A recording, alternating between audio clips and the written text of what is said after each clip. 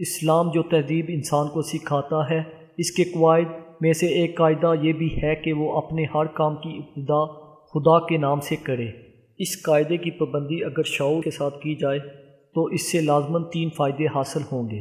ایک یہ کہ آدمی بہت سے برے کاموں سے بچ جائے گا، کیونکہ خدا کا نام لینے کی عادت اسے ہر کام شروع کرتے وقت یہ سوچنے پر مجبور کر دے گی کہ کیا واقعی میں اس کام پر خدا کا نام لینے میں حق بجانب ہوں۔ دوسرا یہ کہ جائز اور صحیح اور نیک کاموں کی ابتدا کرتے ہوئے خدا کا نام لینے سے آدمی کی ذہنیت بالکل ٹھیک سمت اختیار کر لے گی اور وہ ہمیشہ صحیح ترین نقطے سے اپنی حرکت کا آغاز کرے گا۔ تیسرا اور سب سے بڑا فائدہ یہ ہے کہ جب وہ خدا کے نام سے اپنا کام شروع کرے گا تو خدا کی تائید اور توفیق اس کے شامل حال ہوگی، اس کی صحیح میں برکت ڈالی جائے گی اور شیطان کی فساد انگیزیوں سے اس کو بچایا جائے گا۔ خدا کا طریقہ یہ ہے کہ جب بندہ اس کی طرف توجہ کرتا ہے تو وہ بھی بندے کی طرف توجہ فرماتا ہے۔